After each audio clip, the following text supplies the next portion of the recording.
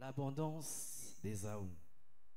Jusque-là, le thème ne m'embêtait pas. Il y a un petit détail qui arrive là, l'esprit terrien. Et ce matin, j'étais en train de me questionner. Je me disais, mais esprit terrien, est-ce que Ésaü a la terre à terre ou bien il y a une autre connotation que tu places à ce titre-là? Avant même d'aller plus loin, pourquoi ce thème, pourquoi cette dénomination, l'abondance d'Ésaü, l'esprit terrien? Au fait, l'esprit terrien ici vient comme, je vais dire, l'explication même du thème, parce que euh, il y a un cours en théologie qui est important, qui, euh, au-delà de l'herméneutique, il y a un cours qui enseigne sur comment est-ce que nous sommes censés proposer des thématiques, hein. Et ça s'appelle l'homilétique. Et dans ces cours, il est demandé à l'auteur ou même au prédicateur ou au pasteur d'énoncer des thèmes qui sont un peu plus clairs et un peu plus limpides, parce que c'est bien parfois de proposer des termes mystères, mais aussi ça va un peu plus simple lorsque votre thème peut être compris juste en lisant cela. Donc, euh, j'ai pris cette forme pour baptiser ces livres, le nom de ces livres, pour permettre au lecteur d'avoir déjà une idée de ce que les livres veulent parler. Ça veut dire simplement que l'esprit terrien, c'est l'abondance d'Ésaü. Donc l'abondance d'Ésaü signifie l'esprit terrien. Merci, pasteur. On va y arriver. Vous parlez d'abondance d'Ésaü, d'esprit terrien. En parcourant le livre, j'ai comme l'impression que vous explorez les mystères spirituels qui sont contenus dans la bénédiction prononcée par Isaac sur ses deux enfants, Jacob et Ésaü. On est bien sûr dans le livre de Genèse 27. Mais lorsque vous décortiquez votre ouvrage, vous mettez en juxtaposition deux éléments très importants. Vous parlez de la rosée, ensuite vous parlez de la graisse. Avant même d'aller plus loin dans les questions que j'ai préparées pour toi ce matin, j'aimerais que tu nous, en quelques mots, en quelques minutes, que tu nous présentes le problème central que tu veux aborder dans ce thème. Quelle est la problématique que tu voulais aborder dans cet ouvrage? Le problème central est au fait la mauvaise compréhension des Écritures, mais également du mystère qu'est Dieu, parce que Dieu est tout un mystère. En lisant la Bible, on se rend compte que Ésaü devint très prospère, très riche. Et vous ne pouvez pas être un lecteur de la Bible, vous ne pouvez pas être un amoureux de la parole sans vous poser des vraies questions par rapport à Ésaü, parce que c'est même de là que découle le problème. Parce qu'il ne peut pas être riche à la vue humaine, à la compréhension des Écritures et même des narrations de l'histoire. Ça veut dire la chronologie des choses et des effets. Ésaü ne pouvait pas être riche. Je donne 3 points. Ésaü a été haï par Dieu. Haï. Parce que je vois des gens se plaindre parce que ce sont les hommes qui les haïssent.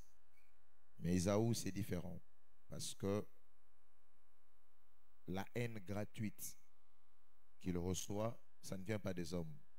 C'est Dieu qui les haït. La Bible dit que j'ai haï Ésaü, j'ai aimé Jacob. Ésaü a été maudit par son père.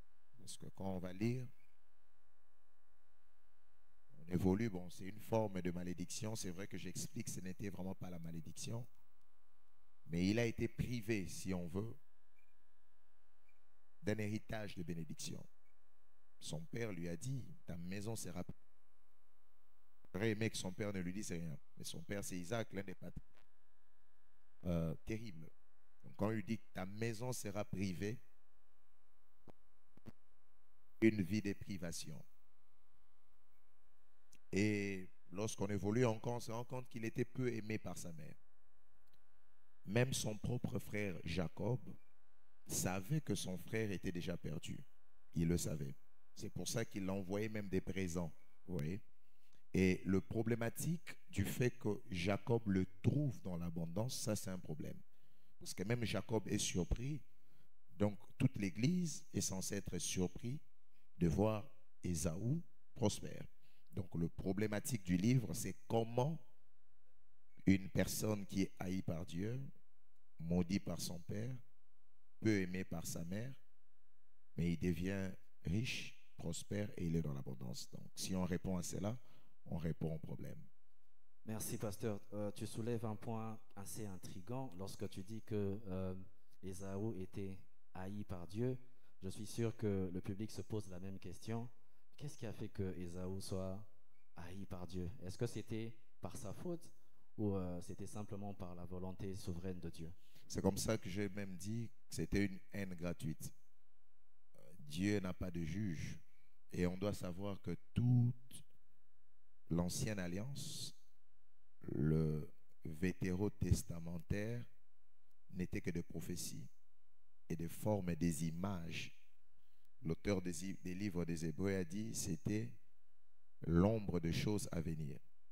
Et l'ancienne alliance, Dieu a écrit des scénarios et dans ces scénarios contenaient des prophéties, des promesses qui nous ramenaient à Christ. Donc vouloir comprendre pourquoi Dieu l'a haï, c'est un peu comme si on était en train de chercher le pou sur la tête d'un chauve. Ça veut dire qu'on ne le trouvera pas. Dieu a fait des choses parfois dans l'ancienne alliance pour nous donner des informations, pour nous donner des messages clés par rapport à ce qu'il arrivera, parce qu'il est écrit, il ne fait rien s'il n'a pas d'abord annoncé. Et la manière de Dieu d'annoncer a plusieurs manières, plusieurs sens. Dieu peut annoncer des choses par une réalité, par une scène, par une histoire, comme également par une voix vocale. Merci, pasteur. On va aborder le premier point ou le premier chapitre que tu développes dans ce livre, la rosée du ciel. Après lecture, j'ai cru comprendre que tu veux ici parler de la faveur divine, de la présence de Dieu, de la provision spirituelle continue. Mais quel est l'enseignement que tu veux que le lecteur retienne de ce premier chapitre qui traite de la rosée du ciel? Au fait, les livres ont 3 chapitres et ça constitue le squelette même de l'esprit qui est derrière ces écrits. Le premier chapitre, c'est la rosée du ciel. Le deuxième chapitre, c'est la graisse de la terre. Et le troisième chapitre, c'est l'abondance d'Ésaü. Lorsque nous mettons en comparaison les paroles qu'Isaac a prononcées sur Jacob et les paroles qu'Isaac a prononcées sur Ésaü, on se rend compte que ce sont les mêmes paroles. Mais sur Ésaü, Isaac a employé la forme négative. C'est quand même intriguant. Parce que moi, j'ai beaucoup d'enfants dans la foi, spirituellement et même dans le ministère. Aujourd'hui, je peux compter peut-être plus de 100 pasteurs qui sont mes enfants dans la foi. Plus de 100 pasteurs. Donc, si de recevoir 5 ou même 2 de mes enfants spirituels me demandant la bénédiction et que je bénis un seul, je ne vois pas qu'est-ce qui me manque de bénir l'autre. Parce que le mot même bénédiction émane d'un mot latin qui veut dire bénédire. Ça veut simplement dire des bonnes paroles, prononcer des bonnes paroles. Et prononcer des bonnes paroles ne me demandera pas forcément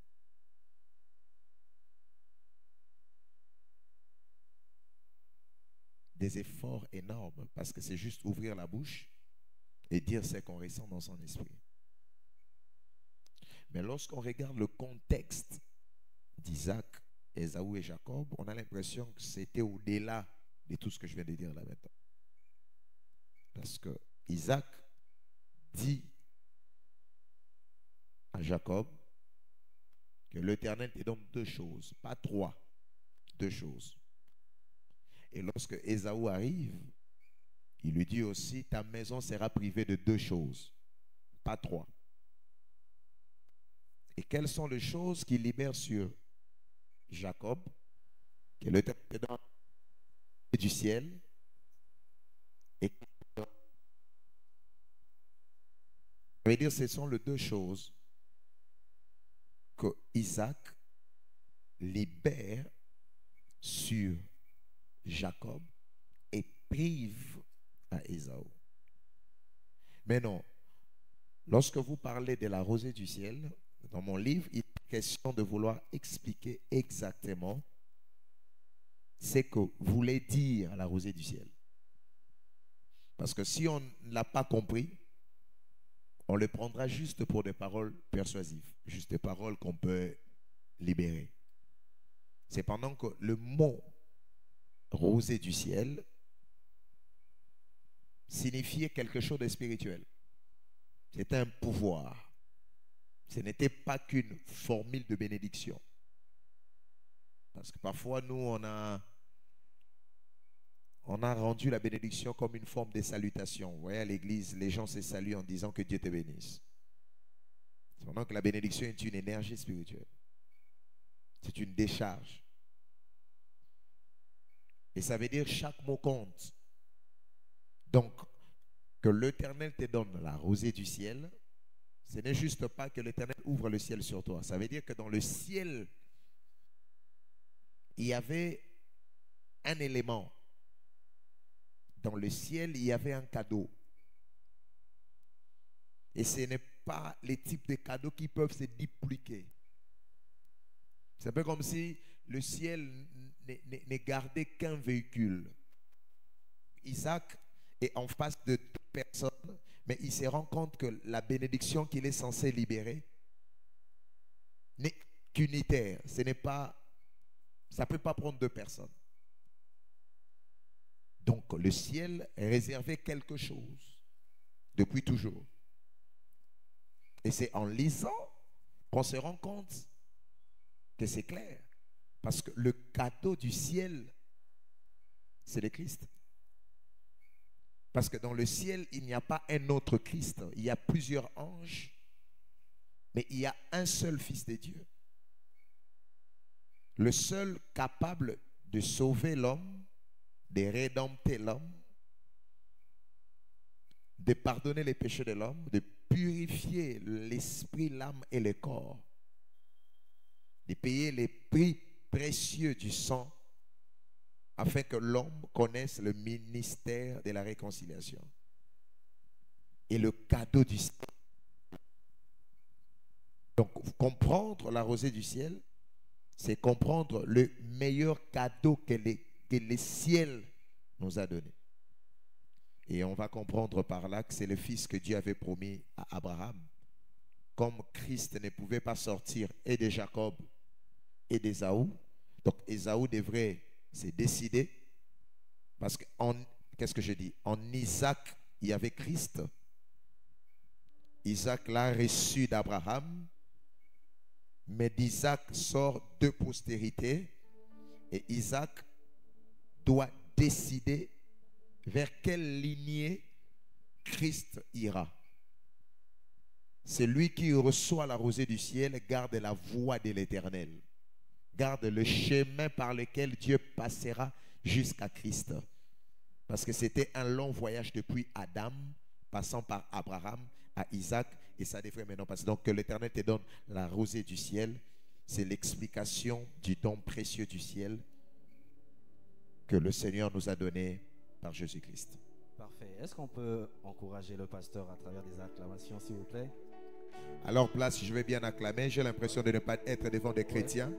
Je ne sais pas si vous avez cru à Simon Kimbangu, mais quand on parle de Jésus, vos entrailles doivent bouger. Vous ne devrez pas rester serein lorsqu'on parle de celui qui vous a racheté. Amen. Parce que c'est à cause de lui qu'on est ici là présentement. Est-ce qu'on peut bien le faire pour Jésus? On peut bien le faire pour Jésus.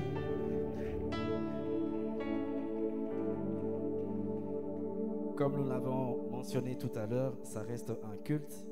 Et donc ce genre de moment, tu peux trouver ta part de bénédiction. Il te suffit de ne pas être religieux, mais d'être un chrétien spirituel. Pasteur, tu as évoqué quelque chose de très pertinent.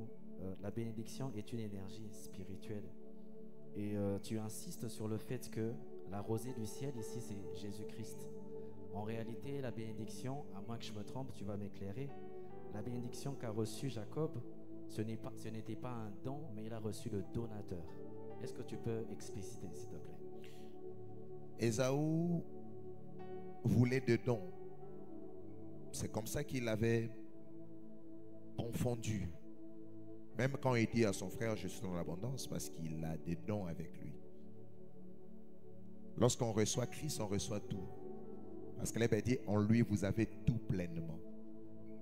Et dans les livres, j'explique même le parallélisme, l'histoire de Jésus avec la femme samaritaine. La femme samaritaine parlait d'un puits. Jésus parlait d'une source. Il y a une différence entre un puits et une source. Les puits sont creusés par des humains. Ils ont trouvé de l'eau.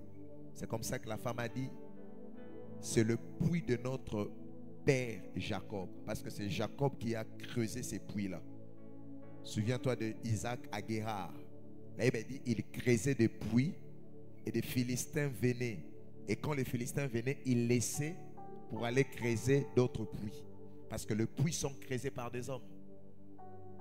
Mais la source n'est pas creusée par les hommes. Quand on dit que la source, ça veut dire que c'est un puits pas naturel, c'est un puits surnaturel. Christ, lorsqu'il rencontre la femme samaritaine, il lui dit, on peut échanger. Donne-moi le puits, moi je te donnerai la source. Le puits, c'est le don, mais la source, c'est le donateur. D'autres cherchent de l'argent, nous on cherche celui qui donne l'argent. Parce que l'argent, tu peux le perdre. Mais celui qui donne l'argent, c'est un peu comme toi, tu travailles à la banque. D'autres ont l'argent, mais vous êtes où on fabrique l'argent. D'autres ont le pain, d'autres sont dans les boulangeries. Le pain peut finir dans la maison, mais le pain ne finit pas dans la boulangerie. Parce que la boulangerie crée du pain. La boulangerie invente le pain. Tu fais bien d'acclamer, c'est puissant. Celui qui a Christ a tout pleinement. Mais celui qui a juste des choses éphémères, ça peut finir. L'abondance d'Ésaü peut finir. Amen. Pasteur, est-ce qu'en 2 secondes, tu as une parole de bénédiction liée à ce premier chapitre pour le peuple de Dieu? Je lève ma main, je prie pour tous ceux qui ont Christ en eux. Je prie que le Christ qui est en vous commence à combler chaque espace vide en vous. Afin que vous n'ayez plus l'impression que vous êtes en retard en donnant votre vie à Jésus. Le choix le plus précieux que vous avez eu à faire, c'est d'accepter la rosée du ciel. Car la rosée du ciel en vous peut patrouiller chaque zone d'ombre pour ramener la clarté et la lumière. Ceux qui n'ont pas recevez ce que vous devrez avoir. Ceux qui ont besoin de quelque chose, recevez les choses selon votre besoin. La Bible dit, et mon Dieu pourvoira à tous vos besoins selon sa grande richesse. Je prie que le Seigneur prenne la forme de vos problèmes et que vous revenez ici avec des témoignages, mais des témoignages au centuple. Que ces choses s'activent dans la vie de celui qui a Christ en lui. Amen. Merci d'acclamer, merci. Merci pour ces paroles de bénédiction qui nous conduisent directement dans notre deuxième chapitre. Ici, tu parles de la graisse de la terre.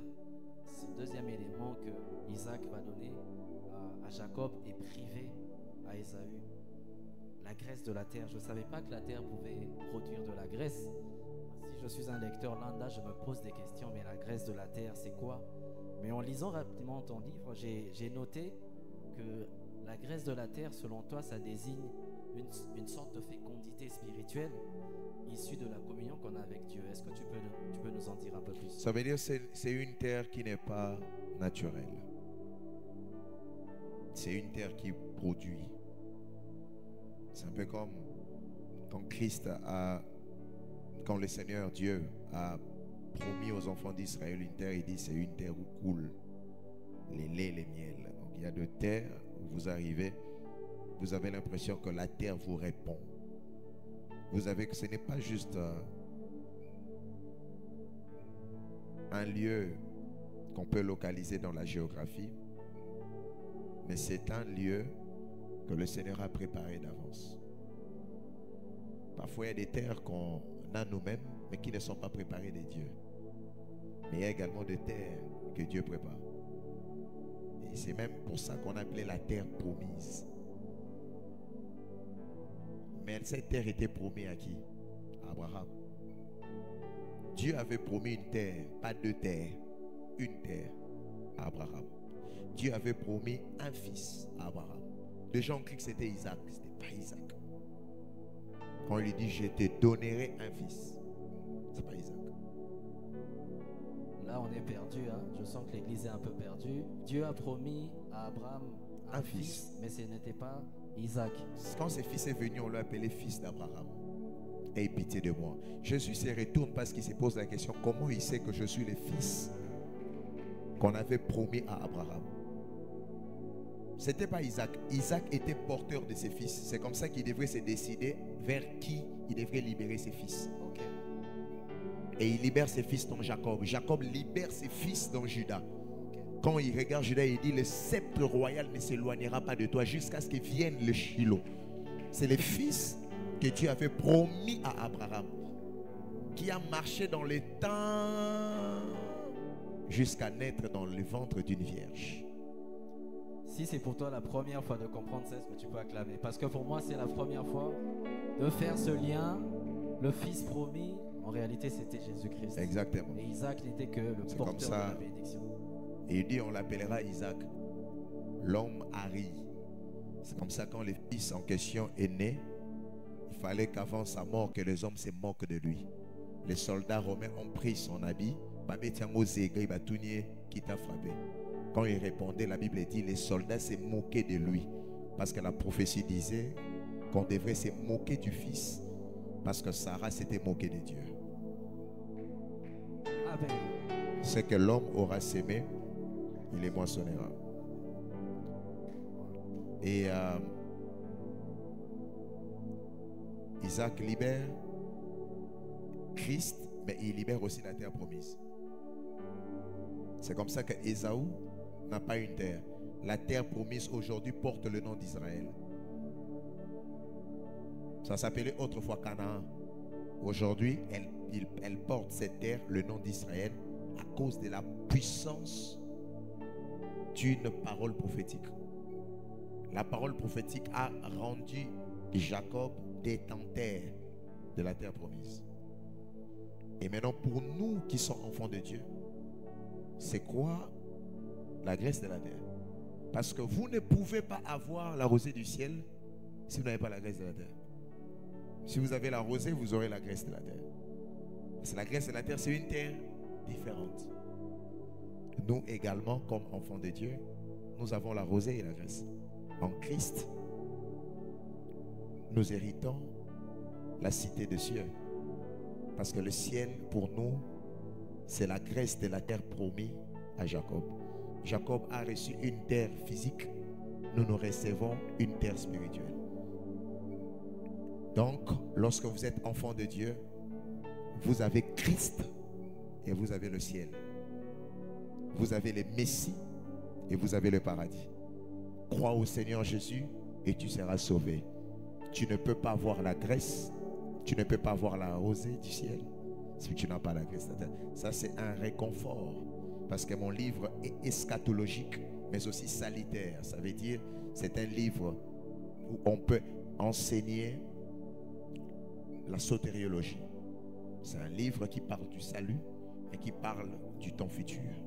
Plusieurs personnes abandonnent tout, mais ils oublient où ils sont en train d'aller avec Dieu. Nous avons un prix à remporter. Dieu ne nous a pas sauvés pour qu'on bâtisse des églises, pour qu'on construise des bâtisses. Mais il nous a sauvés pour qu'un jour, moi, toi et les autres, qu'on soit dans cette terre où il n'y aura pas la maladie, où il n'y aura pas la mort, où il n'y aura pas la frustration, il n'y aura pas la peine, il n'y aura pas le mensonge, il n'y aura plus de péché, parce que c'est une terre qui produit la grâce. Amen. Est-ce qu'on peut acclamer le Seigneur? Pasteur, je sens qu'il y a beaucoup de liens avec vos différents ouvrages, parce que lorsque vous parlez de la graisse de la terre, j'ai l'impression de lire votre premier ou deuxième ouvrage, Retour à l'Éden. Est-ce que l'Éden, c'est justement cette terre que le chrétien doit retrouver en recevant le Christ? C'était une préconfiguration. Tout ce qui s'est passé dans l'ancienne alliance, c'était juste des préconfigurations. C'était l'ombre des choses à venir. Oui, l'homme doit rentrer à l'Éden. Mais cette fois-ci, ce n'est plus une Éden physique, mais c'est l'Éden spirituel. C'est pour ça que quand Jésus meurt à la croix, la voie vers l'Éden est ouverte. Amen. Nous sommes en train d'avancer sûrement et un tout petit peu vers la fin de cette présentation, mais j'aimerais qu'on aborde le dernier chapitre. Vous parlez de l'abondance d'Ésaü. Je t'avoue que lorsque je lisais, je me suis dit, bon, j'ai toujours su qu'Ésaü était maudit, mais plus loin, on constate que lorsqu'il fait sa rencontre avec Jacob, il présente à Jacob tout ce qu'il a pu amasser comme richesse, entre guillemets. Mais dans ton livre, j'ai l'impression que tu ne présentes pas cette richesse comme une bénédiction, mais comme un autre élément que toi-même tu vas évoquer. Qu'est-ce qu'on peut retenir de cette partie, l'abondance d'Ésaü? Est-ce que c'était la bénédiction? C'était une conséquence. Tu as bien formulé ta phrase. C'était une conséquence de l'alliance qu'il avait avec Abraham. On peut tout dire sur Ésaü. Il était fils d'alliance. Il avait le sang d'Abraham en lui. Vous savez, lorsque vous regardez l'histoire, on vous dira que les hommes les plus riches, les familles les plus riches, les plus puissantes de la terre, ce sont les Arabes et les Juifs. C'est ici en fait la véracité même de la Bible. Les gens qui ne croient pas que la Bible est la parole de Dieu, qui ne croient pas qu'Abraham a existé, parce que les gens croient que la Bible c'est des mythes, des légendes, des fables.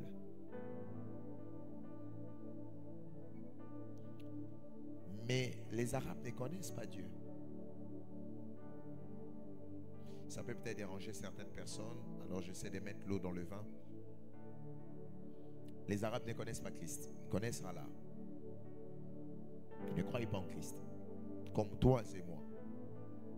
Les Juifs, pareil. Les Juifs ne croient pas en Christ. Ils attendent d'ailleurs jusqu'à maintenant que le Messie viendra. Parce qu'ils n'ont jamais cru que celui qu'ils ont bercé, c'est le Fils de Dieu. Zacharie même le dit. Dans une prophétie, il dit que jusqu'à ce qu'ils reconnaissent que c'est lui qu'ils avaient percé, c'était le Fils de Dieu. C'est même ça, la raison de la tribulation. Les gens croient que Dieu va punir les mondes. La raison même des grandes et des petites tribulations,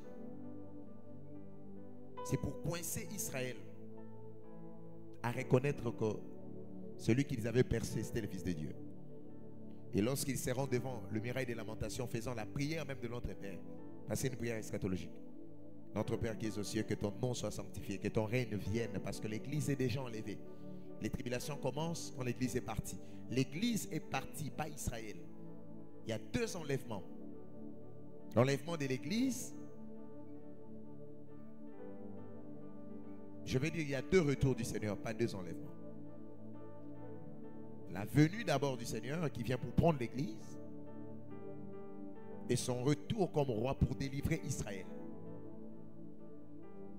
Parce qu'Israël doit reconnaître que ton règne vienne, que ta volonté soit faite sur la terre comme tu es avec eux au ciel là-bas. Donne-nous notre pain de ce jour parce qu'on ne mange pas. Il faut la marque de la bête.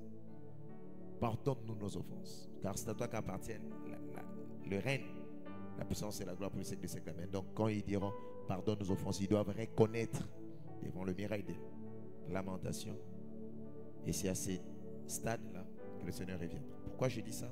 Pour une simple raison, que l'Église comprenne que Israël ne reconnaît pas Jésus comme maître, mais Israël est prospère. Les Arabes ne reconnaissent pas Jésus comme maître, mais ils sont prospères. Et aujourd'hui encore, il y a même plusieurs, sans être arabes, sans être juifs, ils sont prospères. David l'écrit, il dit, les méchants prospèrent. La Bible dit qu'il fait tomber la pluie pour les justes et les injustes. C'est-à-dire, si on veut centraliser la bénédiction qu'aux avoirs, c'est qu'on n'a rien compris. Parce que les gens peuvent avoir des choses, mais sans être bénis. On peut avoir une église des 5 étoiles, mais la bénédiction n'y est pas. Tu peux avoir 74 véhicules, mais tu n'es pas béni. La bénédiction va au-delà de la richesse. Il faut faire une différence entre la richesse et la bénédiction. Car la bénédiction de l'Éternel, c'est elle qui bénit. C'est elle qui enrichit. Et elle se fait suivre d'aucun chagrin. Donc la bénédiction de l'Éternel peut aussi enrichir. Mais il n'y a pas que la bénédiction qui enrichit. Il y a aussi d'autres choses qui peuvent enrichir un homme. C'est ça l'abondance d'Ésaü. Ésaü n'est pas dans l'abondance par la bénédiction, mais par d'autres voies qui mènent vers la richesse.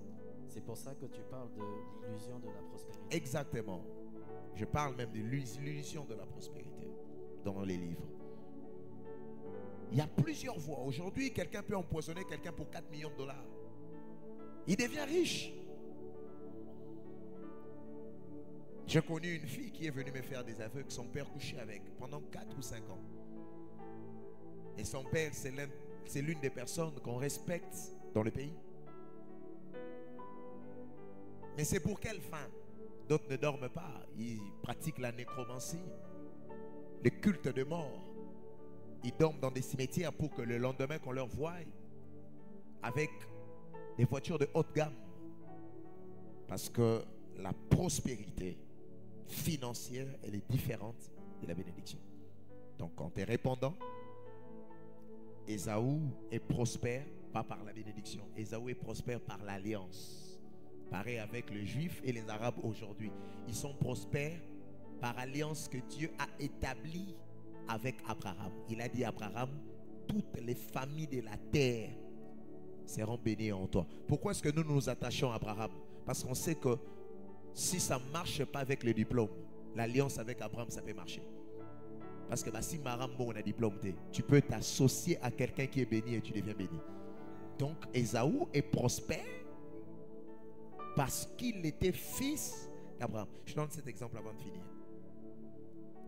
Abraham a eu un enfant avec Agar, Ismaël. D'ailleurs, c'est de lui que sort tous ces pays arabes. C'est Ismaël qui est le père des Arabiques. Ismaël. Et même Dieu avait dit à Abraham, laisse l'esclave partir. Je te donnerai un autre fils, mais lui aussi, je le rendrai prospère. Parce qu'il peut naître par hasard. Mais il y a ton sang en lui. Ce qui fait en sorte que lorsqu'ils sont allés dans les déserts, la Bible dit Agar s'est évadée. Agar s'est perdue dans les déserts. Il n'y a pas de voie. Elle dit bon, je vais mourir avec mon fils. La Bible dit elle prend Ismaël, elle dépose Ismaël quelque part. Et elle s'assoit et dit je ne peux pas voir comment mon fils va mourir devant moi. Comme toute une mère. Elle prie, Dieu ne l'entend pas. Mais l'enfant qui n'a pas de mots, qui n'a que des cris, Dieu a entendu les cris d'Ismaël au lieu d'écouter les paroles d'une femme consciente et mature. À cause de l'alliance. À cause de l'alliance. Agar n'était pas en alliance avec Abraham parce qu'elle n'était pas femme d'Abraham. Pour être en alliance avec un homme, il fallait qu'elle soit conjointe de la femme, conjointe de l'homme. Mais Ismaël qui est en alliance, bébé, c'est ça que l'Église ne comprend pas. Parce que l'Église doit comprendre le mystère de la bénédiction de l'alliance. Vous devrez prier en étant basé sur une alliance. On parle même, la nouvelle alliance, c'est une alliance meilleure. Et lorsque Ismaël a crié, Dieu a entendu. C'est là qu'Agar dit Ata El Roi. Les dieux invisibles que je ne vois pas, mais qui me voient. Mais comment il me voit? Il me voit parce que j'ai avec moi un fils qui me connecte à lui. Si à cause d'Ismaël, Agar a été exaucé, nous aussi nous avons celui qui est plus grand qu'Ismaël. C'est Jésus. S'il ne peut pas nous entendre, alors qu'il entende au moins Jésus. C'est comme ça que Jésus a dit, tout ce que vous demanderez en mon nom, pas en vos noms, parce qu'il ne va pas vous exaucer. Vous n'êtes pas en alliance avec lui. Nous rentrons en alliance avec Dieu par la rosée de l'Hermont. Pasteur, avant qu'on aille plus loin, est-ce que tu as une parole de bénédiction par rapport à ce troisième chapitre? Je prie le Seigneur, encore en gardant ma main vers le ciel. Si le méchant prospère, que toi tu prospères plus que le méchant. Parce que ces méchants ne vont pas se convertir à chaque fois qu'ils se verront plus puissants que toi. Que Dieu te donne une puissance au-delà de l'imagination, au-delà de l'imaginable, afin que par ta prospérité que plusieurs connaissent le Seigneur. Je prie le Seigneur, vraiment comme prophète de Dieu, que tu ramènes plusieurs à Christ à cause de l'impact de ce que tu seras. Si tes mots ne ramènent pas les autres à Christ, que la couleur de ta maison, que la couleur de ton véhicule, que la couleur de ta voiture, que le reflet de ton parfum fasse croire aux hommes que Dieu peut bénir mieux que les vols, que Dieu peut bénir mieux que l'escroquerie, que Dieu peut bénir mieux que ce que les hommes essayent de faire d'eux-mêmes. Que la main de l'Éternel te prenne où tu es et que cette main t'élève. Je prie pour toutes les personnes qui sont restées loyales à Dieu. Ils ont refusé de se compromettre comme Daniel. Ils sont à Babylone. Ils avaient la capacité de manger le mets du roi. Ils avaient la capacité de manger les viandes interdites. Toutes ces femmes qui ont refusé les propositions bizarres, qui ont refusé des propositions mafieuses pour garder leur intégrité et leur consécration. Je prie que le Seigneur commence à vous répondre favorablement et que votre prospérité amène plusieurs à la conversion, que votre prospérité amène plusieurs à se repentir. Je viens de libérer une bénédiction sur ceux qui croient en la capacité du prophète que je suis et à chaque mot déposé sur vous. Les années qui sont devant vous seront des années de grâce et de prospérité. Seront des années de grâce et de prospérité. Je le dis parce que je viens de l'entendre. L'EMS annonce des années de grâce et de prospérité. L'EMS annonce des années de grâce et de prospérité. Okokotanda kwa ngangate posi bapkisi pozwa mongo. Zamba rola kisayoka pambola kwa koleka mokili. Zamba rola kisoka pesa ka koleka abondance ya Esaú. Na sameli nzambe oyi ozala mo Kristu pozala na mbongo. Na sameli nzambe oloba en langue pozala DG. Na sameli nzambe ozala protocole pe ozala PDG quelque part. Oyemba pe ozala PDG quelque part. Ozala sécurité à pasteur, ozala ministre quelque part. Le temps arrive où les élites vont s'asseoir sur des trônes élevés. Le temps arrive où Dieu va susciter le pauvre dans l'indulgence et le fera asseoir parmi les grands. Et les grands sauront que Dieu élève également. Les grands sauront que l'église est la fabrique de princes, que l'église est la fabrique de rois, que l'église est la fabrique des hommes prospères. Mon Dieu, je sens et je soupire dans mon esprit une église des hommes qui prient en langue, mais qui compte aussi des billets de milliers de dollars. Une église qui adore Dieu, mais qui garde des Maserati dehors, qui garde des Porsche Cayenne dehors, qui garde, mon Dieu, ces choses ne sont pas que pour des Ésaü. Jacob aussi sera dans l'abondance. Ésaü seul ne sera pas dans l'abondance. Jacob aussi sera dans l'abondance. Que ces choses t'arrivent.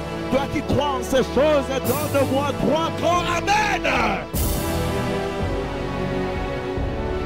Acclame pour la prospérité qui tombe sur tes mains. Fais-le bien. Sur le vénable, tout ça va y aller.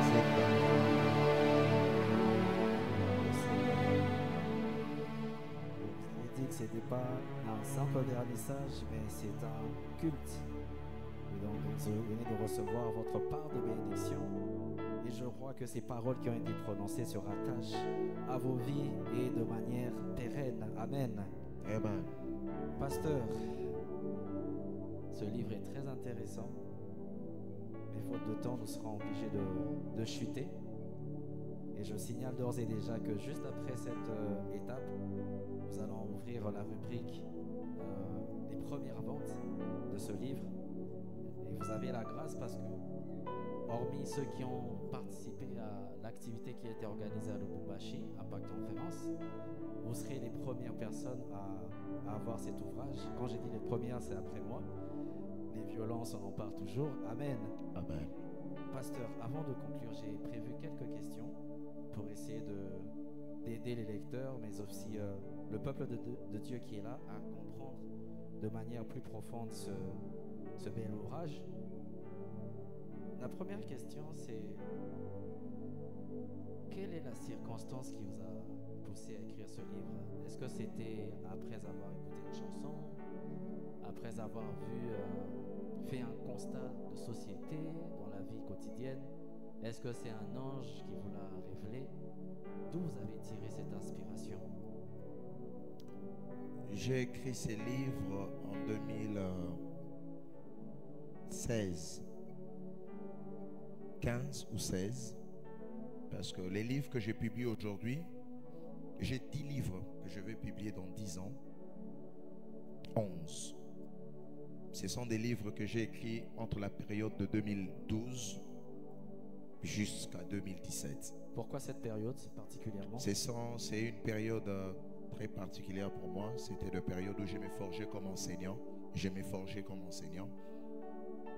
C'était la période où je me suis lancé dans la pratique de connaître la parole de Dieu. C'est une période où je voulais abandonner le ministère parce que j'étais à la quête, à la recherche de la vérité.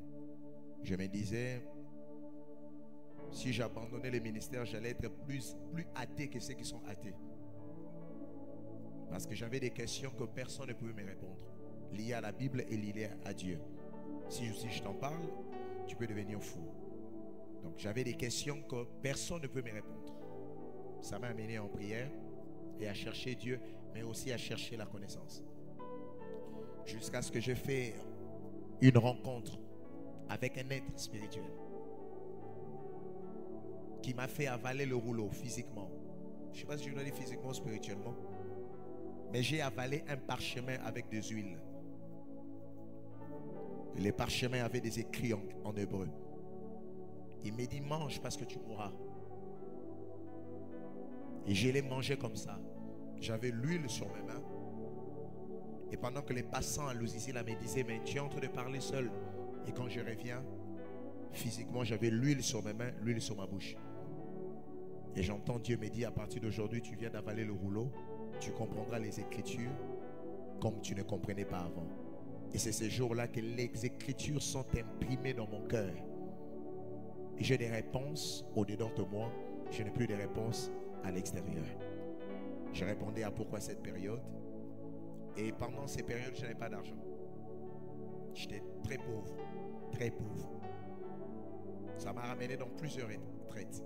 De vouloir comprendre pourquoi les méchants prospèrent. Et c'est ces jours-là que Dieu m'a dit, tu m'as, c'est suffisant. Depuis ce jour-là, Namadoka, Utangana koma kosambela, Utangana koma kimiana motema, pour moi échanger. C'est ces cantiques que j'entendais.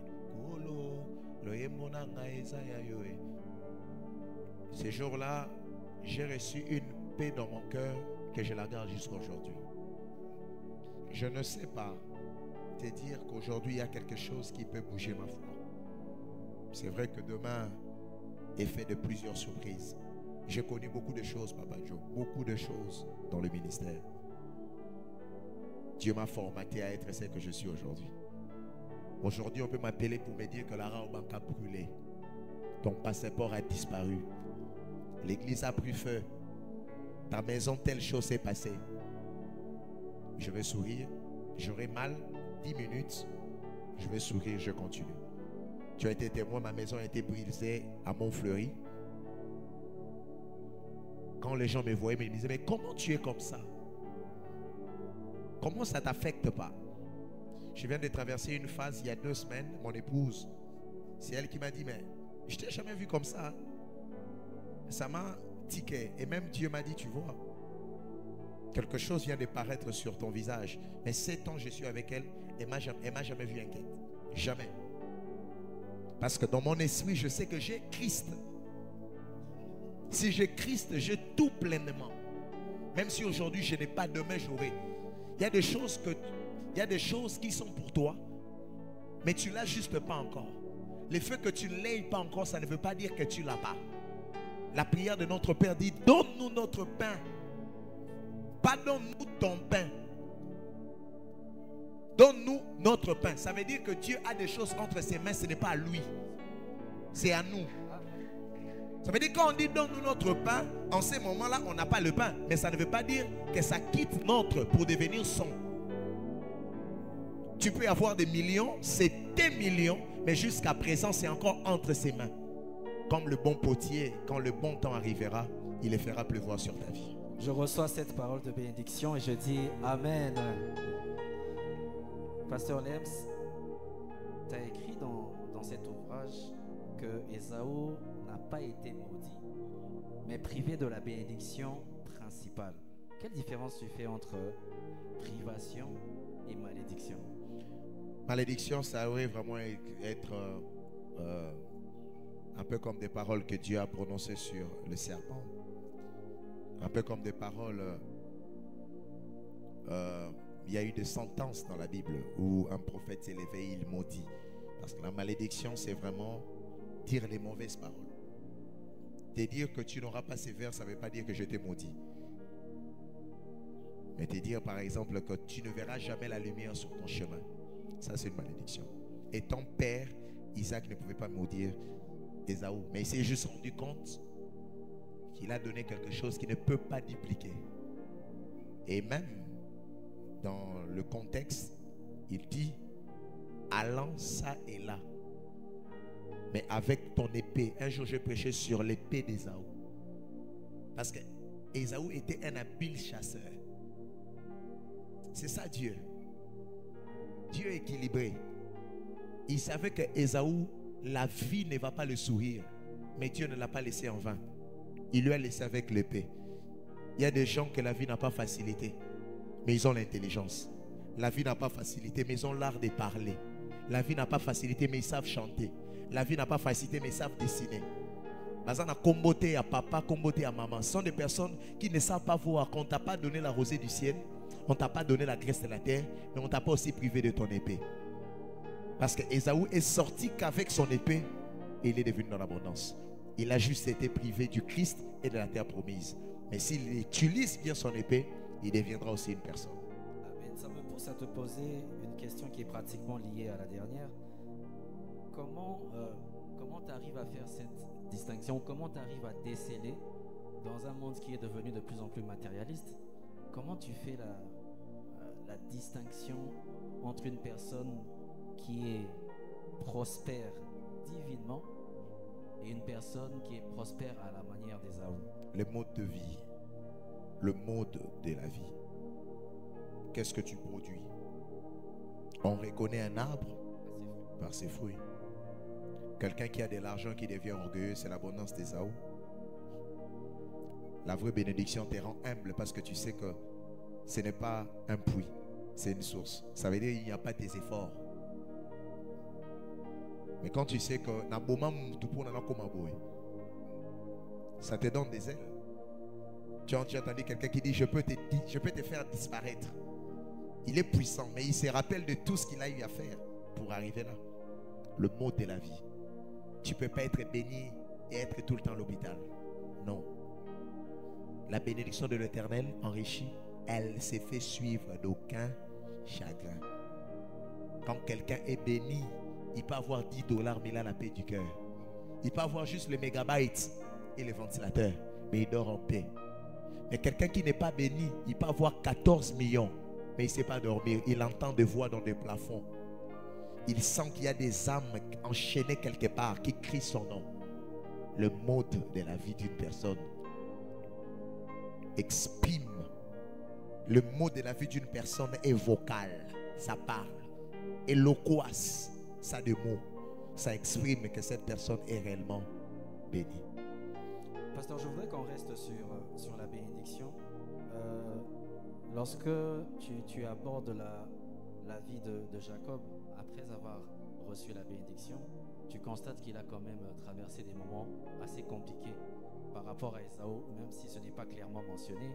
Jacob va passer plusieurs années auprès 14 ans. 14 ans près de son oncle, Laban. Mais cette bénédiction qui ne se fait pas suivre de chagrin, est-ce que on parle dans ce cas-là de chagrin ou d'épreuve? C'est ce que je venais de dire. Donne notre pain de ce jour. Il y a des choses que Dieu a mais qui ne sont pas pour lui. Mais avant que Dieu ne te donne quoi que ce soit, il te travaille. Dieu ne peut pas travailler pour toi s'il ne travaille pas en toi. Ça veut dire qu'il y a un travail qui devrait être fait en Jacob avant que le Seigneur puisse libérer ces choses sur lui. Parmi ces travaux, par exemple, il fallait que Dieu travaille le côté sentimental de Jacob. Nous, on va dire épreuve. Mais Dieu savait que si Jacob épouse Rachel, le Christ ne viendra pas. Mais Jacob voulait épouser Rachel. Cependant, dans Rachel, il n'y a que 2 enfants. Benjamin et Joseph. Joseph et Benjamin. Or, Judas se trouve dans Léa. Donc Dieu va même utiliser la méchanceté de Laban pour exécuter son mandat sur la terre. Jacob paye le prix de la dot pour Rachel, mais Laban le dribble, il fait entrer Léa. Parce que dans Léa, il y a Judas. Jacob se fâche. Il y a des choses que Dieu va faire expressement. Parce que Dieu n'a pas d'avocat. Dieu n'a pas de juge. Il fait des choses pour exécuter ses desseins et son mandat sur la terre. Et nous, on va dire Dieu est méchant, c'est les épreuves. Ce n'est pas les épreuves, c'est l'écriture de la prophétie qui t'amène à accomplir les projets de Dieu sur la terre. Il y a des gens qui disent pour éviter que ce soit et au même moment, on a boîte, au Meli Masanga, au Kyoko Tanaso de Mouton Koufi. Toutes les meilleures prophéties et Koïnamaï. Alors Dieu peut garder le pain entre ses mains pour un temps, mais ce n'est pas pour longtemps. Amen. Tu fais bien d'acclamer. C'est des messages très, très, très puissants. La bénédiction de Dieu n'exclut pas le brisement, le travail que Dieu doit faire dans la vie de cette personne qui doit jouir de cette bénédiction. Pasteur, nous sommes en train de chuter. Est-ce que ce livre s'adresse également à l'Église Corps du Christ? Si c'est oui, quel est le message que tu voudrais passer à l'Église à travers ce livre? Oui, les livres s'adressent à l'Église et les livres s'adressent à ceux qui n'ont pas Christ. C'est comme ça que je demande à Dieu un peu plus de moyens. Parce que je souhaite faire beaucoup de duplication de ces manuels. Dieu me permettra, j'irai le déposer dans tous les ministères. Je vais demander des rendez-vous avec certains ministres pour leur donner cela. D'ailleurs, j'ai imprimé, vraiment Dieu sait, j'ai imprimé 2 sortes de livres. J'ai un livre qui n'a pas cette couverture. La couverture est vraiment en carton. Et ce sont des livres que je veux donner aux hommes puissants, aux hommes élevés. Ils doivent lire ça. Et à la conclusion, ils doivent conclure. Est-ce qu'ils sont dans l'abondance d'Ésaü ou ils sont dans la rosée du ciel et la graisse de la terre? C'est comme ça qu'il avait dit, à quoi sert à un homme de gagner toute la terre s'il perd son âme? À quoi sert à un homme de vivre pleinement l'abondance d'Ésaü s'il n'héritera pas le royaume des cieux, s'il n'aura pas une terre promise? Ça, c'est pour ceux qui sont puissants. Et l'Église, le message est un message d'espérance. C'est le message qui j'irai là-bas parmi les anges. Près d'Emmanuel, il y a même le couplet qui dit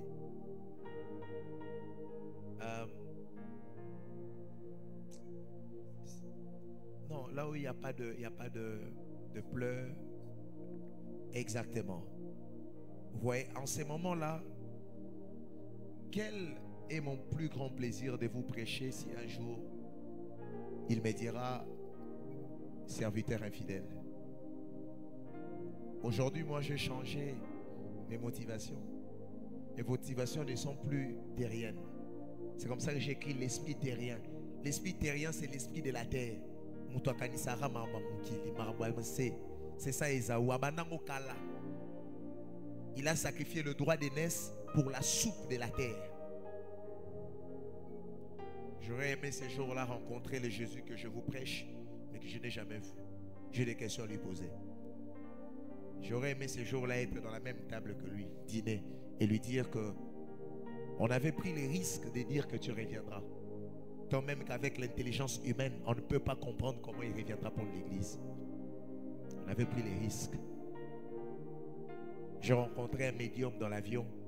On a discuté, en fin de compte, il me regarde, il me dit, toi, tu es un homme de science. En parlant avec toi, je sens que tu as un esprit ouvert. Il me dit, vraiment, tu crois qu'il reviendra, vous allez monter, vous vous arrêtez dans les airs? Et moi, je n'avais plus une réponse à lui donner.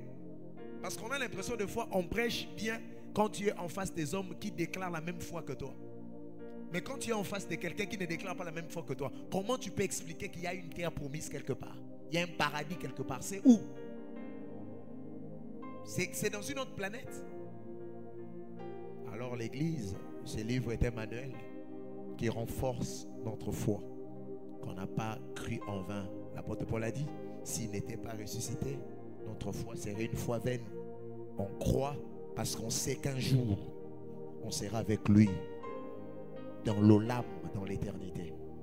On dînera avec lui. On soupera avec lui. Ça sera la noce de l'agneau. Et ça sera une fête éternelle où les grincements de dents, les pleurs disparaîtront. Merci beaucoup, pasteur. Est-ce que le peuple de Dieu peut encourager? Je disais, encourager l'auteur, le pasteur, le prophète, l'apôtre. Est-ce qu'on peut le faire en étant debout, s'il vous plaît? Ce n'est pas chose facile d'écrire un texte qui n'est pas un livre. En réalité, c'est une vie. Il a exprimé sa vie. Il a exprimé son intérieur à travers cet ouvrage. Pasteur, pendant que le peuple de Dieu est debout et alors que nous sommes en train de conclure, est-ce que vous pouvez avoir une parole de bénédiction qui sera en même temps un mot de conclusion de ces moments de bénédiction? Et juste après, je vais annoncer la rubrique qui suivra. Merci, pasteur. Plutôt pas un mot de bénédiction, mais un mot de réconfort à quelqu'un. Je veux te dire que le ciel existe. Je veux te dire qu'il y a une terre qu'il prépare pour toi. C'est pour ça qu'il est parti. Jésus est vite parti parce qu'il était préoccupé à arranger où tu iras. Il a dit aux disciples, il y a plusieurs demeures dans la maison de mon Père. Il a dit aux disciples, je m'en vais vous préparer une place. Je m'en vais vous préparer une place. N'abandonne pas la foi. Toi qui te sens loin de Dieu, par le péché, par l'offense, par le stress, par le manque de la paix, toi qui as perdu le zèle, toi qui n'es plus le chrétien fervent que tu étais jadis, 5 ans, 3 ans, 10 ans passés, Dieu te demande, reviens à lui. Il a ce qu'il te faut.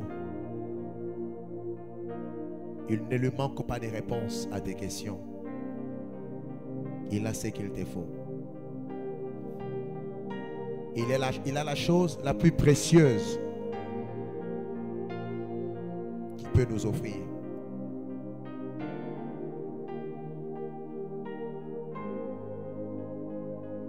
Mais quand soleil passant mon temps.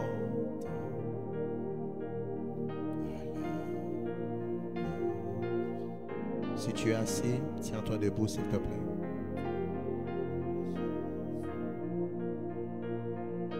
Je veux vous dire la vérité. Si on parle du ciel et votre cœur ne s'empresse pas, votre foi chrétienne est à revoir. Les disciples au chemin d'Emmaüs ont dit, comment quand ils nous parlaient, nos cœurs étaient restés froids. Leur cœur était resté froid parce qu'ils étaient emportés par les soucis que Jésus était parti. Mais ils le savaient que si c'était lui, nos cœurs devaient s'empresser. Ce message est plus le message qui vous connecte à Paris. Ce message est plus que le message qui vous connecte aux États-Unis. Plus que le message qui vous connecte au mariage. Toutes ces choses sont éphémères. Ce n'est que l'abondance d'Ésaü. Il y a un endroit, il y a un endroit, il y a un endroit. Si tu connais ces refrains, chante-les comme une prière. Je vais peut-être qu'on les fasse avec 2 unités et on va s'arrêter. Voilà des cantiques à chanter. C'est que vous chantez dans des concerts là qui vient pour satisfaire vos âmes. Pas des danses mondaines qui ne vous amènent pas quelque part. Tenez-vous debout. Tenez-vous debout. Tenez-vous debout. Tenez-vous debout. Tenez-vous debout. J'irai là-haut.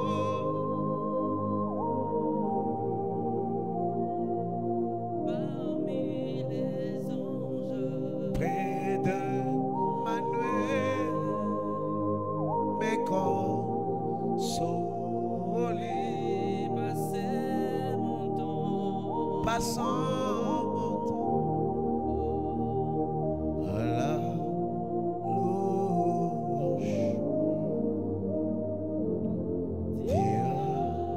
Jésus, un grand, pour la dernière fois, crie très fort, j'irai là-haut, parmi les anges, près de Manuel, mais quand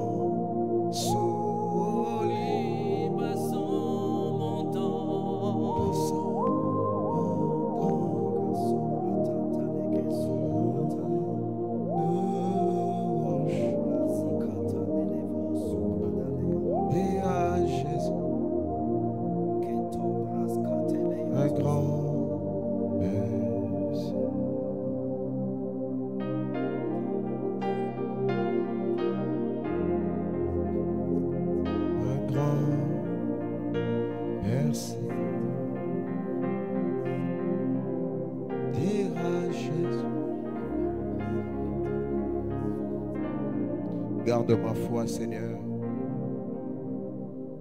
Je ne veux pas être celui qui prêche. Je ne veux pas être comme cet arbre des sycomores sur lequel les hommes montent pour te voir. Tu leur vois même, mais tu ne vois pas l'arbre. Je ne suis pas l'arbre des sycomores qui permet à Zachée de te voir. Garde mon cœur à ce que ce jour-là tu dises, monte ici, fidèle et bon serviteur. Garde mon cœur. Amen. Amen. On acclame pour le Seigneur.